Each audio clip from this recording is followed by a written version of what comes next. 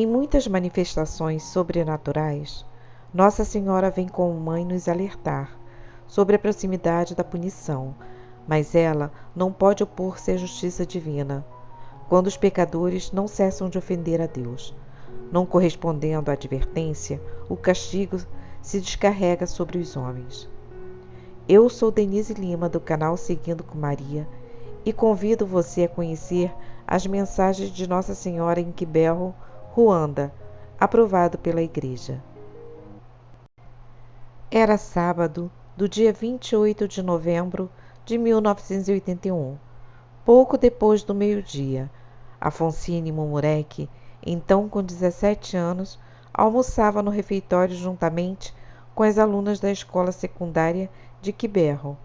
Naquele dia, ela estava encarregada das orações, conforme ela própria anotasse mais tarde em seu diário.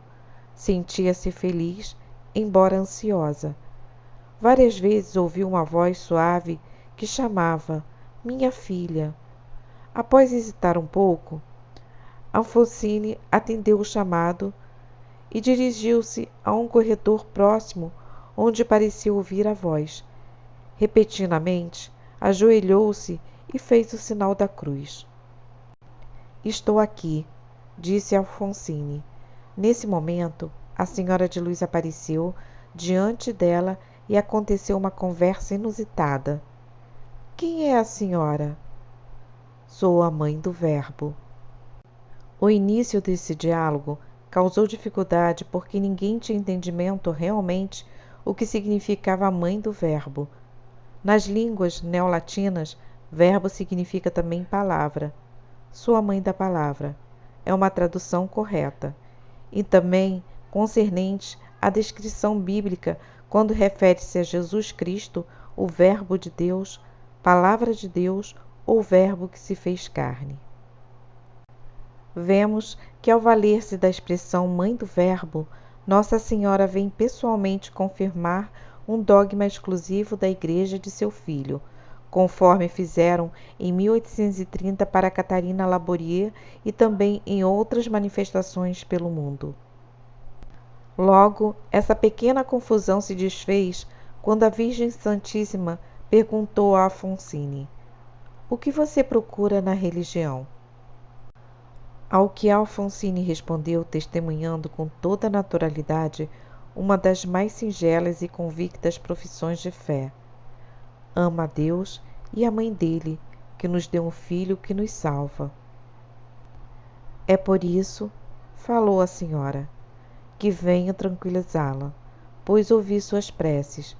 Eu gostaria que suas colegas tivessem mais fé, pois elas não creem o suficiente." "Mãe do Salvador", respondeu Alfonsine, que agora reconhece a Virgem, "se verdadeiramente é a senhora que vem dizer que em nossa escola temos pouca fé, é porque nos ama. Estou realmente cheia de alegria, porque a senhora veio a mim." E então a mãe de Jesus, cheia de sorrisos, elevou-se e desapareceu. Já de início, ao contar sua experiência para suas companheiras, Alfonsine imediatamente começa a viver as dificuldades de todos os videntes de Maria Santíssima. Sua história não foi bem recebida, foi caçoada e humilhada.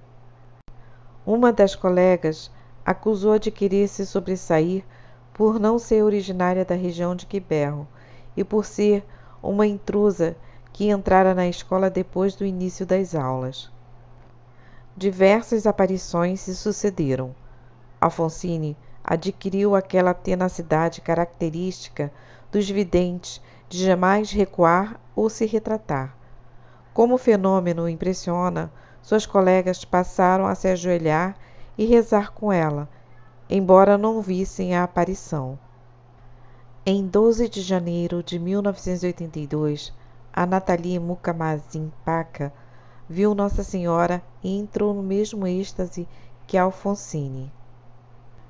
Isso aumentou o entusiasmo e a consternação do povoado de Kibeho. Marie Claire Mukagango, confidente de Dom Garramani, bispo da arquidiocese de Butare, se opôs tenazmente.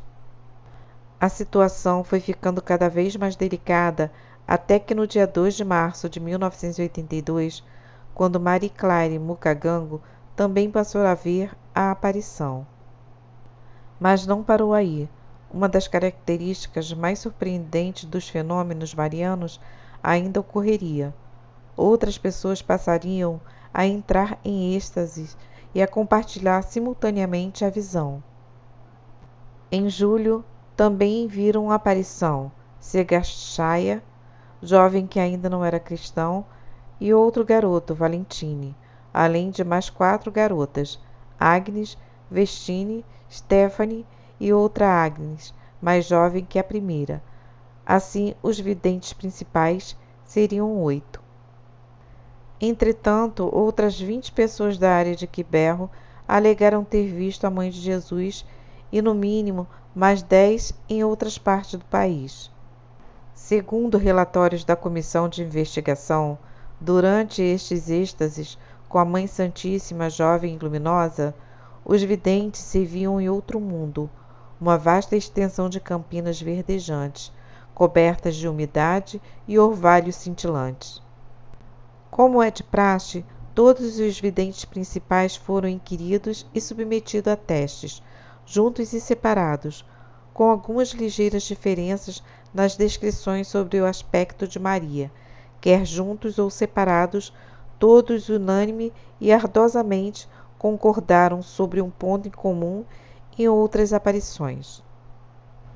Durante as aparições, eram arrebatados para uma paisagem maravilhosa, bem diferente da desolada região de Quiberro e Butare, quase tão inteiramente despojada de vida vegetal.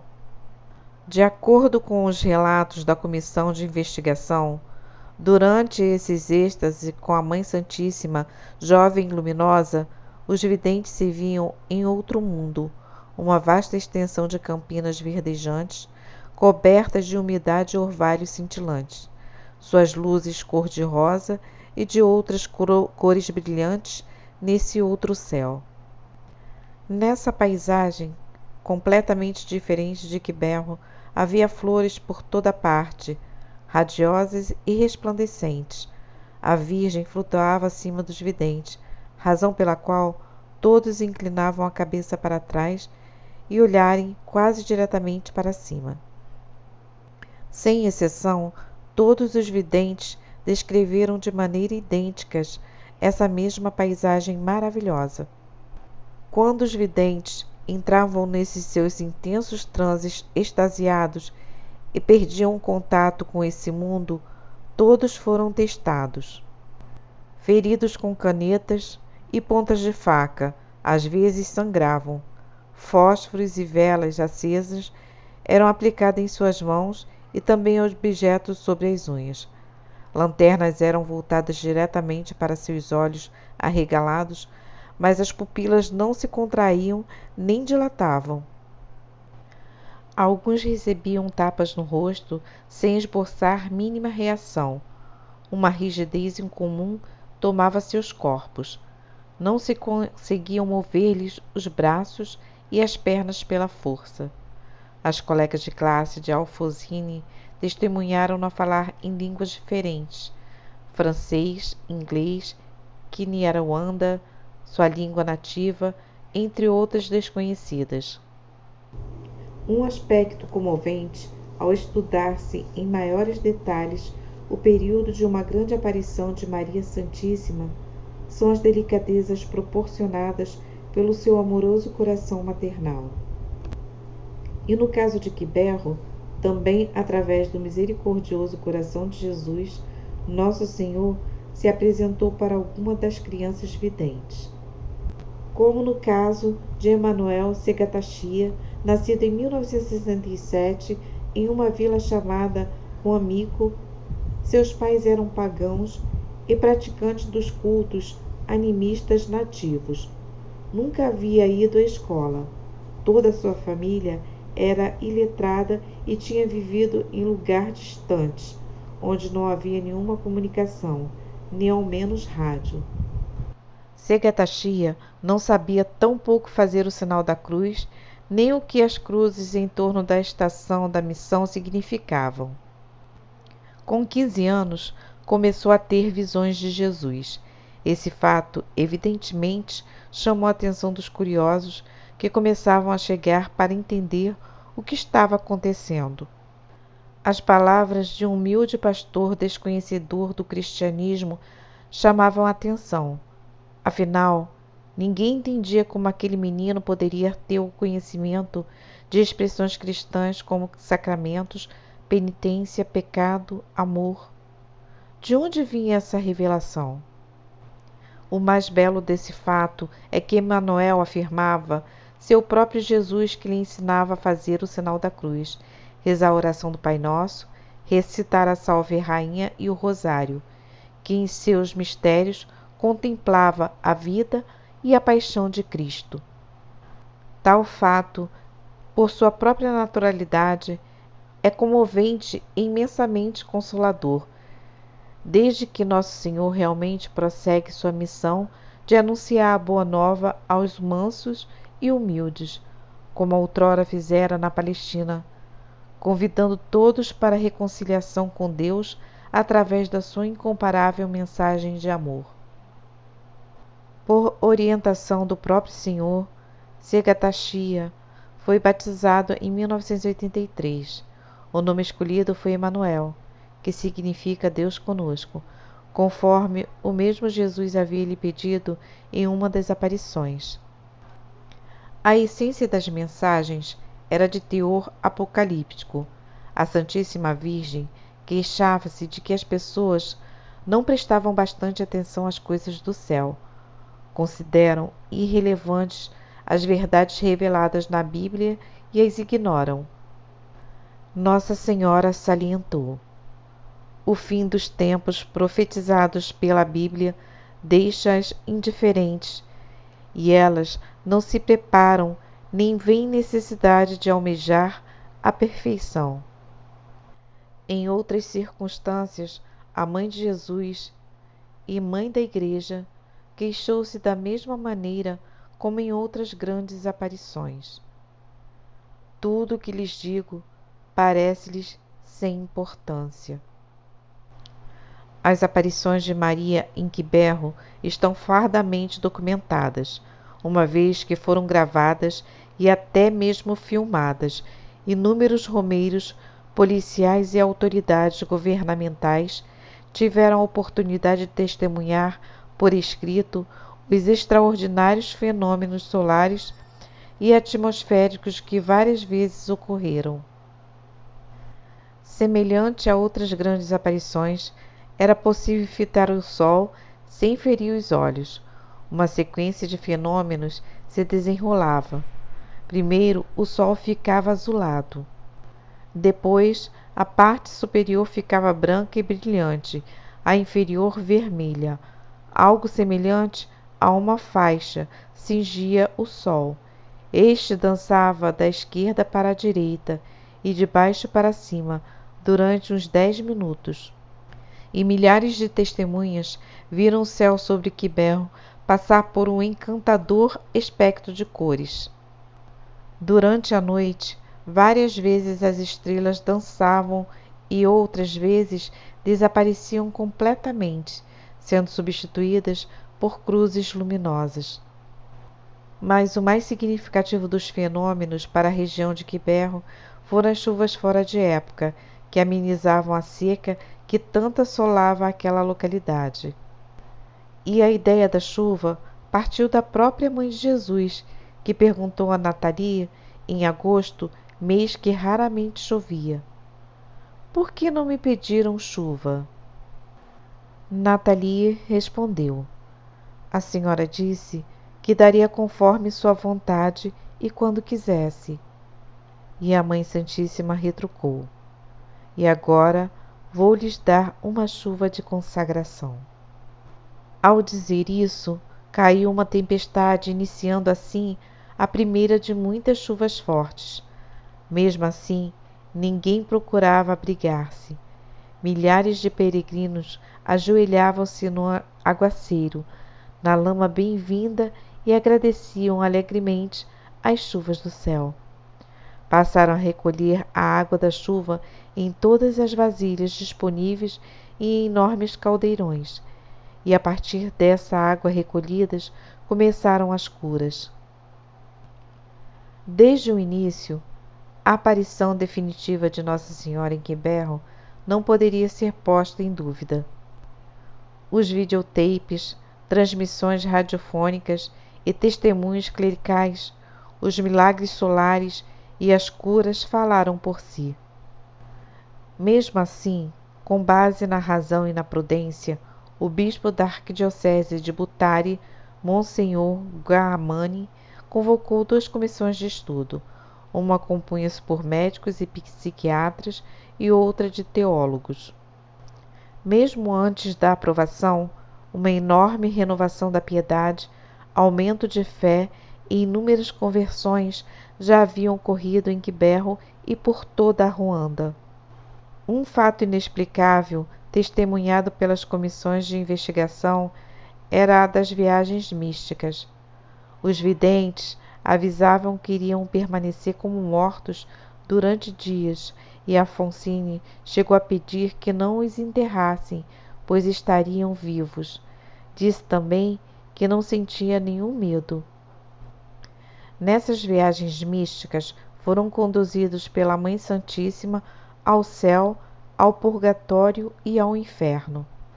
Ao observarem tais fenômenos, os investigadores percebiam que os videntes permaneciam como mortos por 2 ou 3 dias e noites, mas sinais mínimos eram detectados pelos médicos.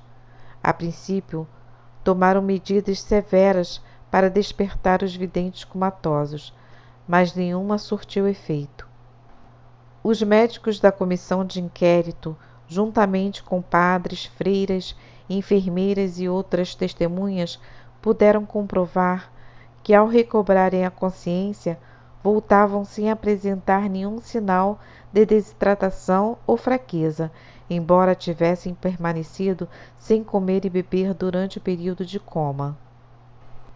Porém, narravam suas viagens misteriosas e também visões de horror. Diziam que durante essas viagens testemunharam a tristeza de Jesus e o fim do mundo.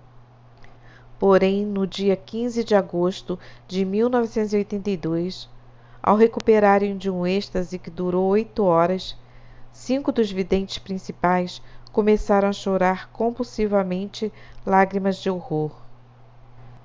Todos relataram ter visto uma cena medonha de torrentes de sangue, corpos abandonados e sem sepultamento, árvore em fogo, grandes abismos que abriam, um monstro aterrador e cabeças decapitadas por toda parte.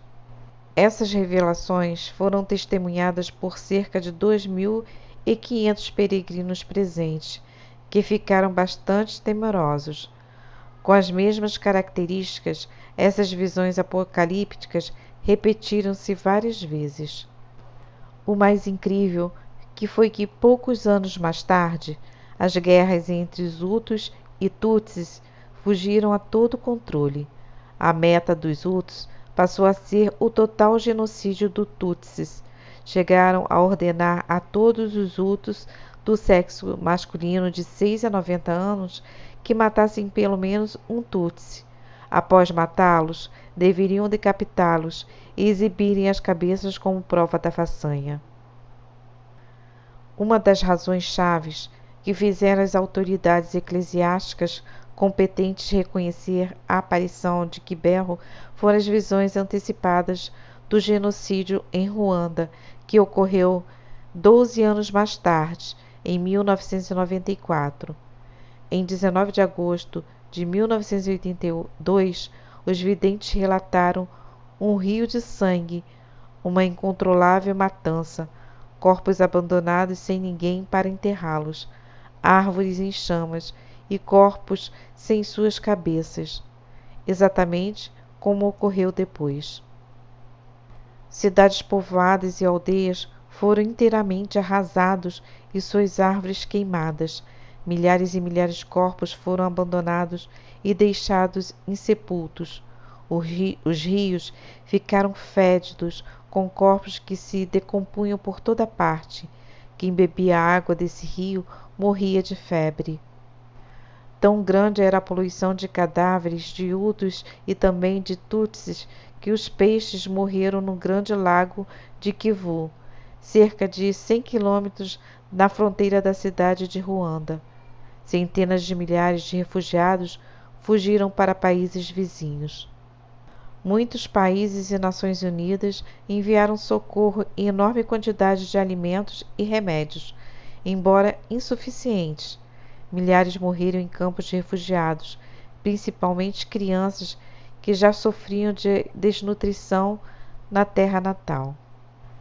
É surpreendente o fato de que foi a Virgem Santíssima quem aconselhou Alfonsine e alguns dos outros videntes a saírem de Ruanda antes dos acontecimentos sociopolíticos que se manifestaram depois dessas espantosas aparições.